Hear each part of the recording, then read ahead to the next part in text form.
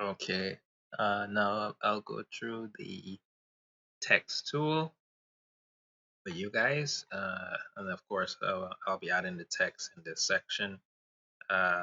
Naturally, you're expected to finish all the other areas up to this point, so you should have all the other groups here, basically group 1 to 6. I'm just going to unlock all these groups since we're going to be adding the text to the individual groups. I'm going to unlock them. Now, of course, the text tool is found on the tools panel. Keyboard shortcut is T. So if you have any tool selected, you hit T on the keyboard, it's going to access the text tool. Now, I would have sent in the mail a file with the information for the fonts.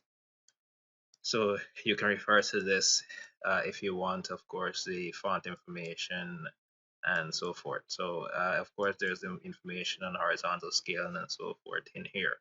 However, I'm going to be going through it in the video. So the first thing I'm going to do, of course, is mention the text tool. Now, when you select the type tool or text tool, you'll see 4 options: horizontal, vertical, type, horizontal type, vertical type mask, horizontal type mask. Now, the horizontal and vertical type will allow you to type text from left to right and top to bottom, uh, respectively. So basically, if you use horizontal, it's going to be left to right. Vertical is top to bottom. The vertical and horizontal mask is the same, except that they will create the text as mask. So, for example, if you have an image, just gonna maybe open an image to demonstrate, right? If you have an image, a picture of some sort, and you want to create a mask, right? And then of course from that mask you want to create a mask, and from that mask you want to either fill or make a change. You can do so using the type mask tool. So I'm gonna find an image here, maybe this one, and I'm just going to use a type mask and select a font from the list. Maybe Open Sans, make it a little bit large. So I'm going to select the horizontal type mask. I'm just going to type Apple products. Now you'll see immediately as soon as I select the type mask, the background is going to change. So they're going to essentially go into like a mask mode, right? And then from there, I get to create the mask. So you'll notice here they have the mask here, Apple products, and it's basically a selection, right? So I can, of course, increase the size of this selection as I see fit, right? I can increase the size with my Control T, right?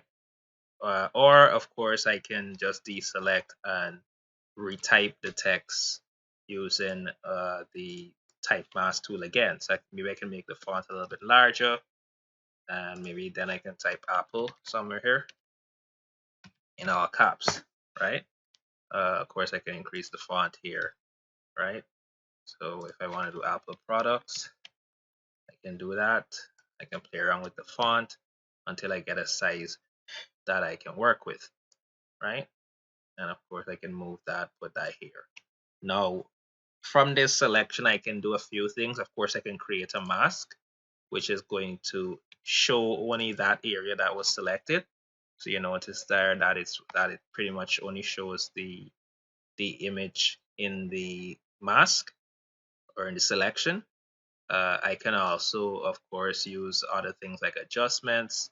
So I can use the adjustments to basically play around with the levels or so and so forth. So you see I can affect the levels in that area, right? So you can do something like that, which is a nice little effect. Of course, you can also play around with some other stuff here. So basically adjustments, fills, if you want to apply a fill in that area, you can do so, right? So if I create a new layer and I fill, it's going to fill in that area. So I have a few options there as it relates to the mask.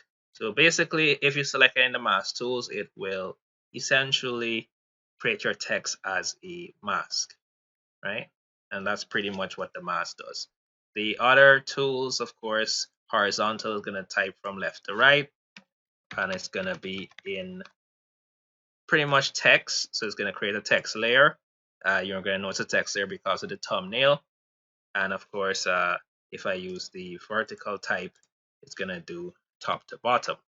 So it's totally up to you which one you want to use depending on what effect you're looking for, right?